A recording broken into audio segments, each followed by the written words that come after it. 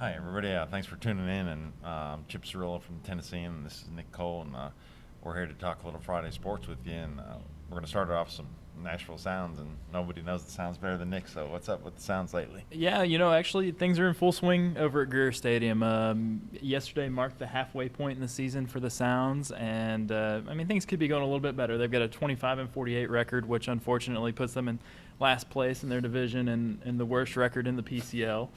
But the team that leads their division actually has a losing record, so they're only like 10 games out of first. So there's still some hope out there for Sounds fans that maybe a second half rally gives them a little bit of something to watch down the stretch. Got an 8-game homestand coming up starting June 27th. They're on the road right now, but they'll be back next week on Thursday. Lots of opportunities for fireworks heading into the 4th of July, I think Friday, Saturday, and then July 3rd. Should all be opportunities to get out to the park and see some things. And if they don't have fireworks, they've got some sort of giveaway going on, so it's always a good time out there. As far as what's going on, they've had 5 guys that started with the Sounds this season that have made their major league debut with the Brewers. Unfortunately, with how rough the season's been for the Sounds, it's also been that rough for the Brewers at the big league level. So they've been pulling from the Sounds and taking some guys. Most recently, Caleb Jindal, outfielder that's been with the Sounds this was his 3rd season. He finally got his call up last week, so that's good for him. And just another opportunity to see some fresh faces out there at Greer this summer. Some of the guys doing well that you might want to go check out. Johnny Hellweg, starting pitcher. He's basically leading the Sounds in every pitching category. He's a big 6'9" guy. He's got 6 wins, 3.06 ERA. They acquired him in the Zach Greinke trade last year, and somebody it's probably going to end up in the big leagues before you know it. So it might be a good guy to go check out. Almost a Randy Johnson build. Yeah, he's pretty big. Yeah, he's a right-hander, but it's a similar build. Another guy that probably will be headed for the Brewers sooner than later is first base prospect Hunter Morris. He's the top hitting prospect in their organization. Has 13 home runs for the Sounds this year, so if you haven't had a chance to go check him out, it might be a good chance to get out there. Other guys playing well right now, outfielder Sean Halton and closer Rob Wooten, both guys to check out. But Chip, we'll throw it over to you with some high school news, I think. Yeah, in high school, of course, we're on summer break now, but it's sort of surprising how much goes on in the summertime with these kids. And I called Justus Sheffield up yesterday. He's the pitcher from Tullahoma, and boy, is he having a busy summer. 10 days ago, he went with Team Tennessee down to the Sun Belt Junior Classic in Oklahoma, and Tennessee had won that the previous 2 years and came in second the year before that. So, and it looked like they were going to win it again. They won their first 7 games, but then unfortunately for them, they lost their last 2, and they settled for 4th place. But still, a good showing. A lot of good teams for that. Then, as soon as he finishes up with that, he heads to this something called the Perfect Game National Showcase in Minneapolis, and from what I've read, that's probably the top showcase of all the showcase events that they have. A lot of historically, or at least in the last few years anyway, a lot of first-rounders have been in that. And the way they do it with the pitchers, they let them eat. Apparently, they bring in a lot of them, so each pitcher gets to throw 2 innings, and it sounds like Justus did really good in his 2 innings. He struck out 4, another guy grounded out, and one guy who managed to get on base, Justus was able to pick him off, so that's good. And you're playing in front of a lot of scouts, so that's really a big deal for the kids. And it's too early. He doesn't really know which teams are showing the most interest in him, but of course his brother Jordan got drafted by the Red Sox a few weeks ago, and of course Jordan hurt his elbow, so he's spending the year rehabbing, so it's going to be a while before he gets back in the lineup. And now Justus is in Cary, North Carolina, where he's trying out for the Team USA 18 and under team. Mm-hmm. And they'll find out on Sunday who made the 40-man roster. And then, I should say, back to the showcase, Justus earned a spot in the All-American game in San Diego, so he'll get to go to San Diego in August. So he's really incredibly busy summer.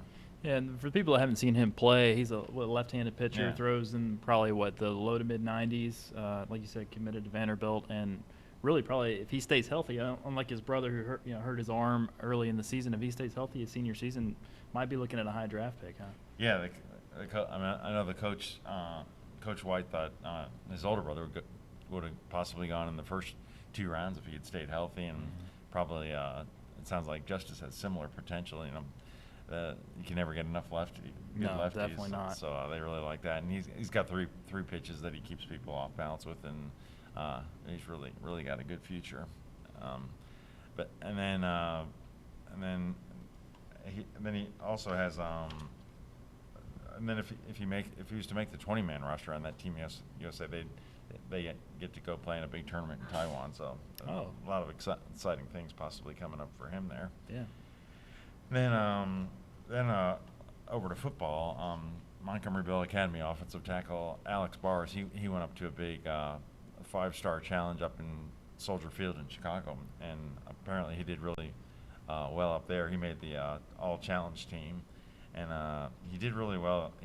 At one point he went up against this 5-star prospect named a defensive end named Lorenzo Carter, and apparently Alex did really well against him. So he kind of boosted his stock, and not that he needs to boost it too much because he's already signed with Notre Dame. Right. So, which the cool thing about that is his dad Joe played for Notre Dame back in the 70s, and it's an amazing football family.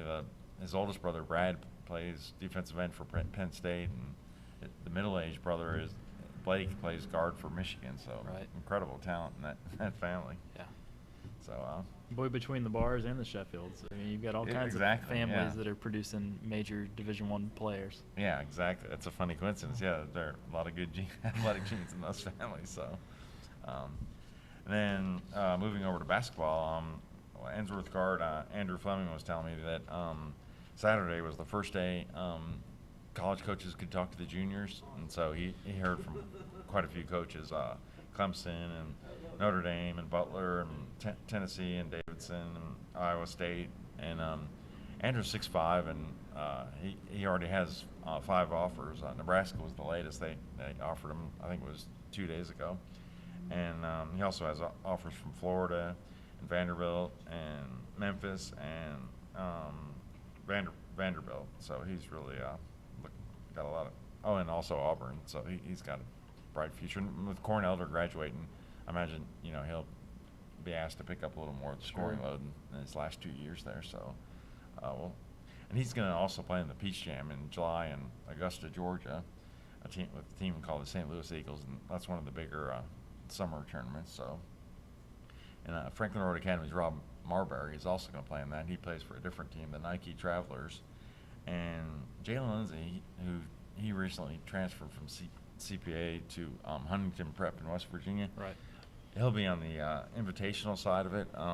His team, the Southern Stampede, they didn't earn a spot, but all the teams in I think they call it the EYBL, all the teams that don't qualify, they get to play in the invitational. So he'll get to play in the invitational side of that tournament.